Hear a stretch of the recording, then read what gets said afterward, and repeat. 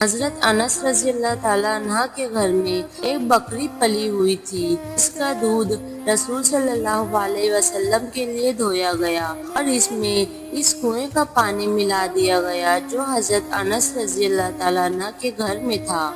رسول صلی اللہ علیہ وسلم کو دودھ کا پیالہ پیش کیا گیا۔ آپ صلی اللہ علیہ وسلم نے اس میں سے پیا۔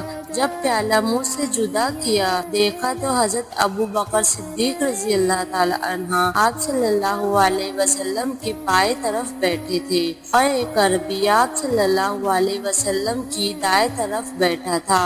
حضرت عمر رضی اللہ تعالی عنہ ڈرے کہیں آپ صلی اللہ علیہ وسلم پیالہ اس عربی کو نہ دے دے، اس لیے عرض کیا، یا رسول اللہ صلی اللہ علیہ وسلم ابو بکر رضی اللہ تعالیٰ عنہ کو دیجیے جو آپ کے پاس بیٹھے ہیں۔ آپ صلی اللہ علیہ وسلم نے پہلے عربی کو دیا اور فرمایا، دائیں طرف والا زیادہ حقدار ہے۔